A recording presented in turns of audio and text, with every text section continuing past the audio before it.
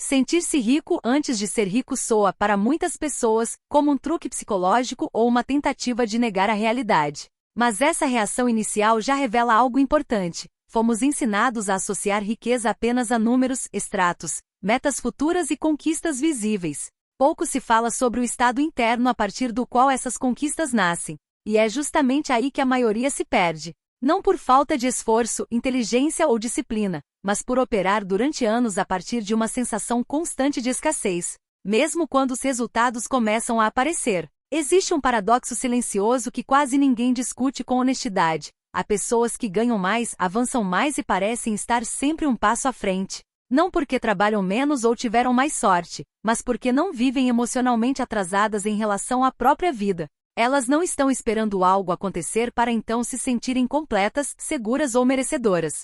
Elas se movem a partir de um centro interno estável. E isso muda tudo. Sentir-se rico antes de ser rico não significa fingir que problemas não existem nem ignorar limitações reais. Significa deixar de condicionar seu estado interno a um cenário futuro. Porque quando isso acontece, cada decisão passa a ser tomada a partir da falta.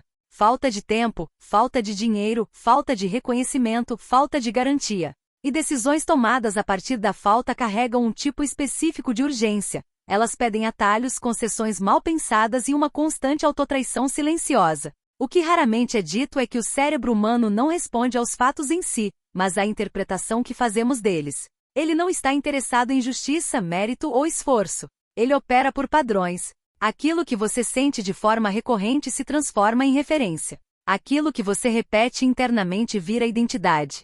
E aquilo que vira identidade começa a guiar suas escolhas sem que você perceba. É por isso que duas pessoas com condições semelhantes podem ter trajetórias completamente diferentes ao longo do tempo. Quando alguém se sente pobre internamente, mesmo tendo recursos, vive em modo de sobrevivência. Tudo parece pesado.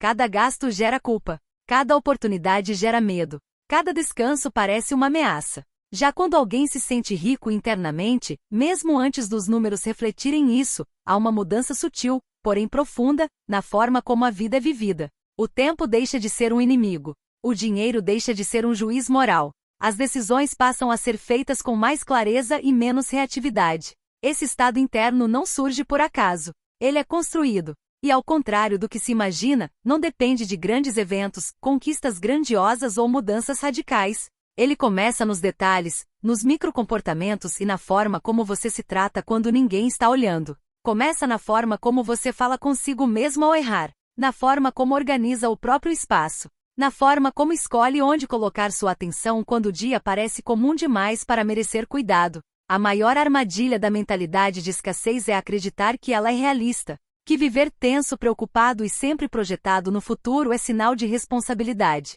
Mas na prática, isso apenas treina o sistema interno para operar sob pressão constante. E um sistema pressionado não enxerga possibilidades, apenas ameaças. Não cria, apenas reage. Não constrói, apenas se defende. Sentir-se rico antes de ser rico é interromper esse ciclo. É parar de adiar o direito de viver com dignidade interna. Não dignidade estética ou performática, mas dignidade emocional. É reconhecer que você não precisa de permissão externa para se comportar com mais presença, mais respeito por si e mais intenção nas escolhas. Esse sentimento não surge quando o dinheiro chega. Ele surge quando você muda a relação que tem com o agora. Pessoas que se sentem ricas antes de serem não vivem esperando o marco para começar a se posicionar diferente. Elas cuidam da própria energia como quem cuida de um recurso valioso. Elas não desperdiçam atenção com autodepreciação constante. Não negociam seus limites o tempo todo. Não tratam o próprio tempo como algo descartável. E sem perceber, começam a construir uma vida que sustenta mais prosperidade do que desgaste. Existe também um aspecto pouco confortável nessa conversa. Sentir-se rico exige responsabilidade. Porque quando você para de se ver como alguém em falta, não pode mais culpar apenas o contexto por tudo. Você passa a enxergar com mais clareza onde está escolhendo menos do que poderia. Onde está se adaptando demais. Onde está aceitando uma versão menor da própria vida por hábito, não por necessidade real. Esse é um dos motivos pelos quais muitas pessoas resistem a esse estado interno. Não porque ele seja falso, mas porque ele exige alinhamento. Exige coerência entre o que você diz querer e o que você tolera. Exige que você observe seus padrões com honestidade. E isso pode ser desconfortável no início. mas também é libertador. Sentir-se rico antes de ser rico muda a forma como você se move no mundo, muda a forma como você se comunica, muda a forma como você percebe oportunidades. Não porque o universo conspira a seu favor de forma mística, mas porque sua mente deixa de filtrar a realidade apenas pela lente da carência. E quando isso acontece, você começa a notar possibilidades que sempre estiveram ali, mas que antes eram invisíveis para alguém ocupado demais tentando sobreviver.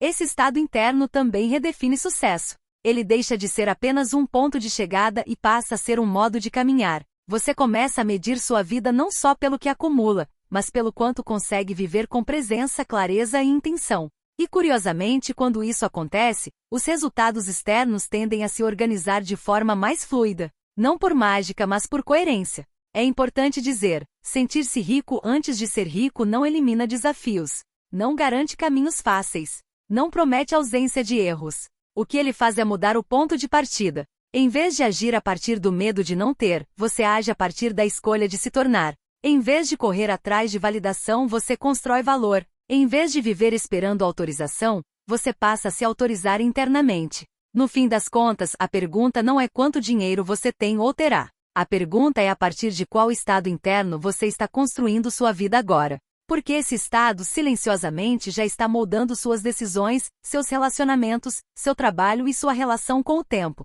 E talvez a verdadeira riqueza comece exatamente aí, nesse ponto quase imperceptível em que você deixa de esperar para se sentir inteiro e passa a viver como alguém que já entendeu que prosperidade não é apenas um destino, mas uma forma de estar presente no próprio caminho.